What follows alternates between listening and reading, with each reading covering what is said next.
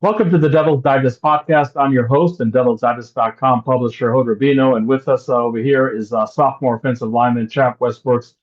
Champ, how you doing? Good. How are you? Good. Uh, just for the benefit of the fans over there that don't know the story, where did the name Champ come from?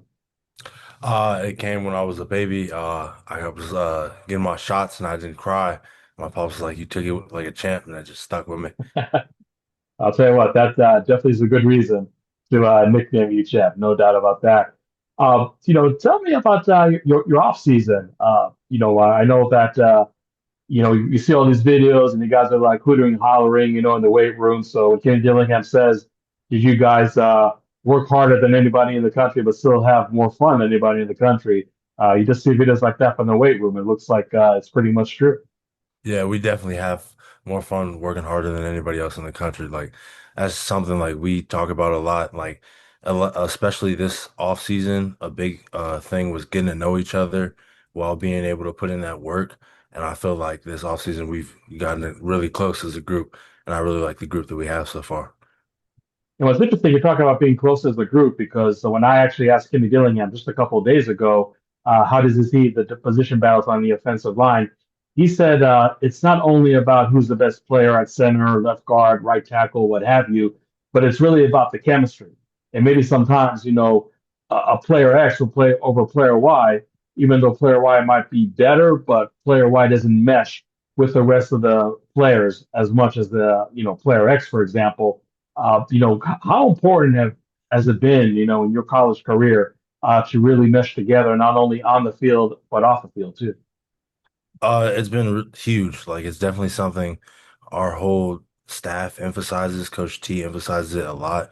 Like we gotta be together. We've got to mesh together and not just be teammates, but be friends, brothers, like super close, so that we can work with each other. We can trust each other. So, like if we are in a situation at A&M where it's super loud, we don't need to say anything because we know each other's right there. So when you come in as a freshman, I mean, is that kind of a really understood from day one, or just like you got 10,000 other things to get used to? Also, strangers, now becoming your brothers, in a matter of weeks, a matter of months, is still a process, still something that you got to work through. No, it's really the day one thing. Like everybody's cool. Like as soon as new people come in, we're all inviting. Like we all want you in the brotherhood because if you're here to help us win. So like, why wouldn't we be, cool with you and inviting? So that's definitely something that's understood from day one for sure in this program. And obviously, you're not maybe not one of the veterans, but you've definitely been here a few years. But you're probably still expected to welcome the freshmen that came in this year. Probably welcome in some of the transfer portal guys too, because at the end of the day, they're new to the ASU too.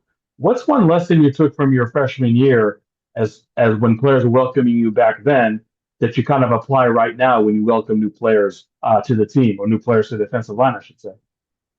Just the advice that was given to me, it's really like nice to be able to pass it on in situations like being in the weight room and like a younger guy will be messing up and I'll have been that younger guy and someone like Ben or Max was coming out to help me. So it's really Mhm. dope to now be in that situation kind of. So you kind of implying that Max Inator, back when your freshman year, that was one of the guys that really took you under your wing, kind of that LA love going on. Yeah, definitely. Like a lot of the tackles were like, especially because Mm. a lot of our tackles were close and they were really like all willing to help me with my growth and development. So part of your growth and development obviously allowed you to start, during the Sun Bowl. It was a crazy game, but still a game that I thought the offense played, really really well. What are some of the lessons, some of the takeaways that you were able to take from that Sun Bowl game that you think really is helping you in your development ever since? It was really good to get the first start out the way, get the nerves out the way. Like I was that first drive, I was super nervous, and you could tell like, it was a crazy environment, but it was a dope experience for sure. So it definitely would be something I would take into my next start and the next season for sure.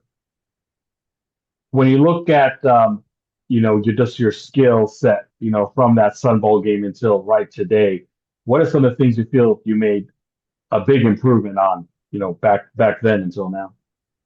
Definitely my weight. I've gotten up to 305, and then Mhm. for sure my feet have gotten faster, and that's a big thing, especially with these Big 12 DNs. So for sure, I've also really been working on my technique with Coach T and a lot of the other tackles like Jalen Clem. So a lot of that stuff for sure. You talk about going against Big 12 DNs, but let's talk about the DNs you see every day in practice at ASU. Even though there's been a lot of turnover from last year, Amari Winston, Clayton Smith, obviously coming back. Who are some of the guys that are really challenging over there? Even a young guy like Julian Hugo is getting his looks over there. Yeah, no, all of our edges, like I really like they've been balling. Like Mhm. Albert, we've been going at it since freshman year. That's my guy. He came in and like really settled in quickly. Like he became a vet already. JT and Rome, all these guys are like just really good and they're really good competition. They've really helped me like get better for sure. And I know spring practice you were working, throughout an injury, nothing too serious. So I just want to ask you how you feeling right now, health wise, and how challenging was it in spring practice being somewhat limited? It was really just challenging trying to get my breath back coming off because I took a lot of time off trying to recover it. But Mhm. right now I feel really good. I've been conditioning well. I've been full go, so I feel good. My lungs feel great. I'm ready to go. I mean, do you feel there was maybe extra pressure in those summer workouts just because spring, was just okay? You were held back a little. Was there more pressure to really improve your strength, improve your conditioning just because of what happened in the spring, or did maybe you just treat it just like you did summer conditioning last year?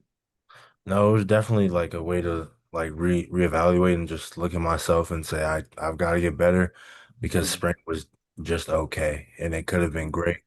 So now I have to get better so that the season can be great for sure. So when you look at this makeup of the team, obviously it's so different from last year. Last year you had so many proven veterans coming back. This year, some positions really look unrecognizable compared to 2024. But Kenny Dillingham always talks about establishing the culture and establishing the brotherhood. I got to believe that it's not like you guys didn't achieve that with so many new faces, but ultimately, I have to feel it's probably a harder process compared to 2024, when there's a lot of been there, done that, and now you're getting 40 some new players, freshmen, transfer portal guys, and you're trying to instill in them what's been instilled in you, for example, for the last 2 years.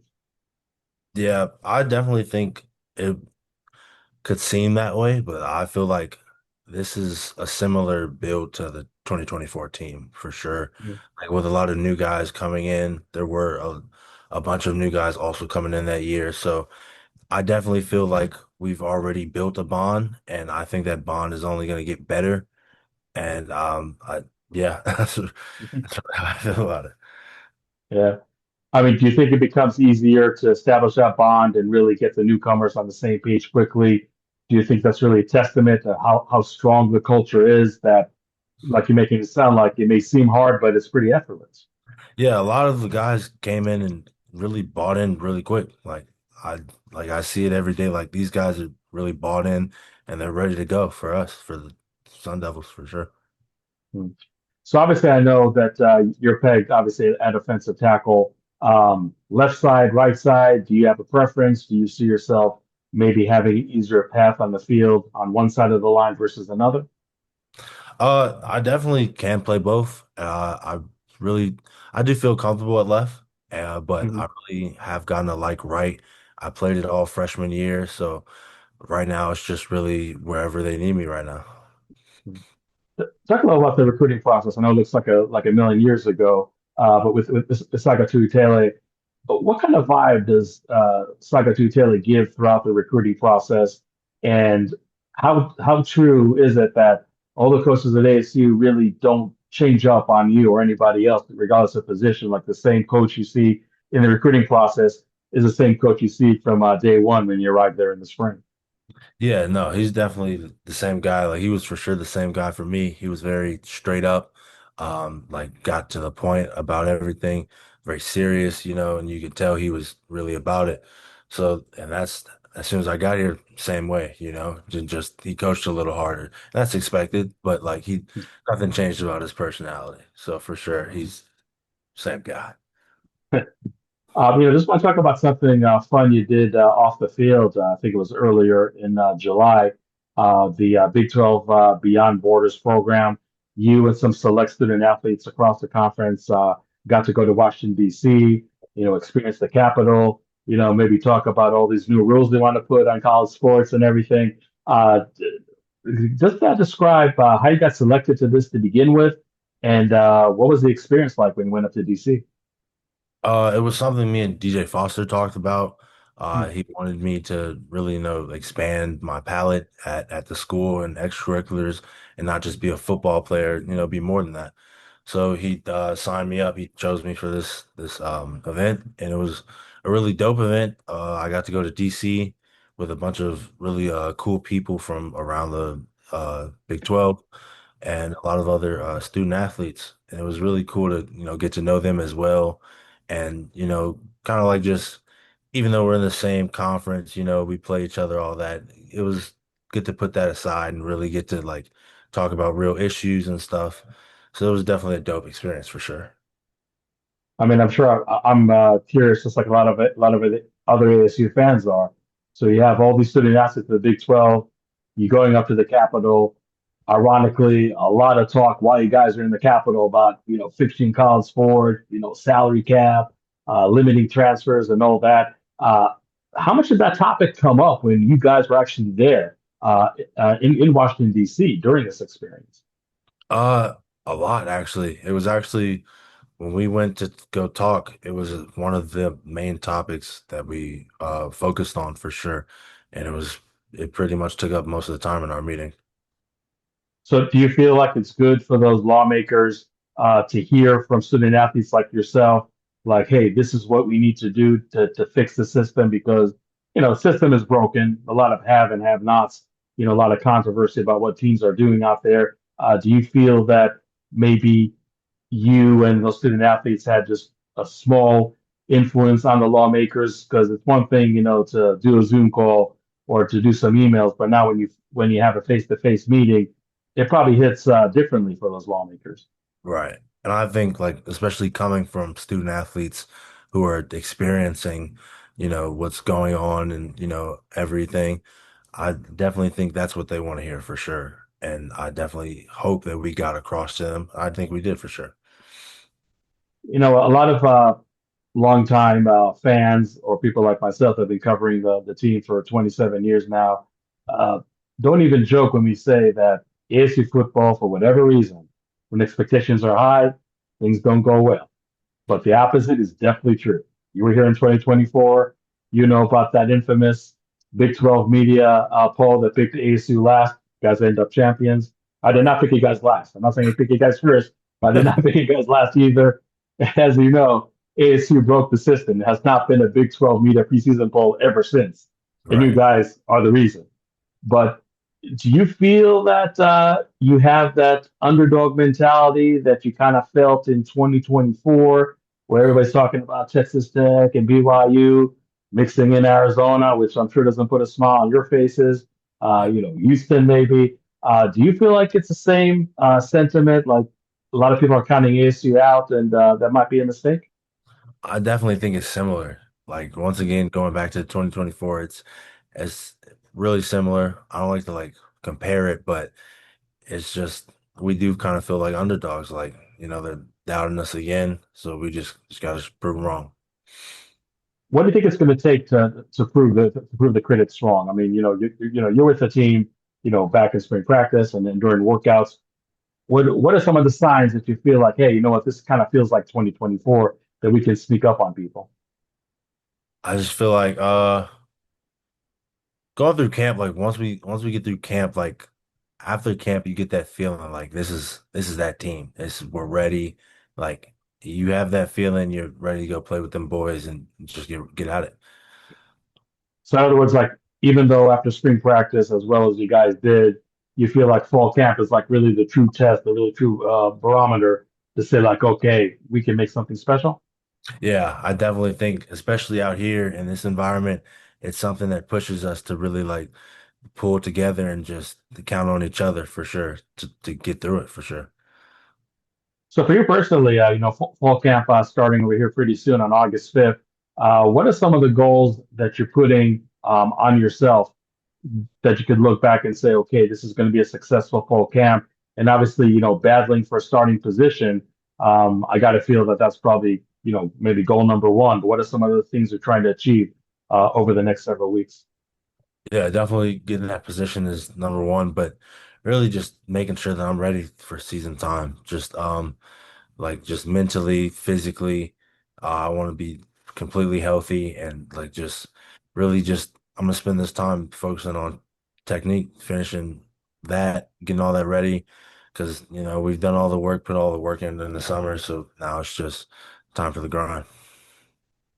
Okay, champ. Well, thank you so much for your time. Really appreciate it. And I will see you there on the field at fall camp. Thanks for having me.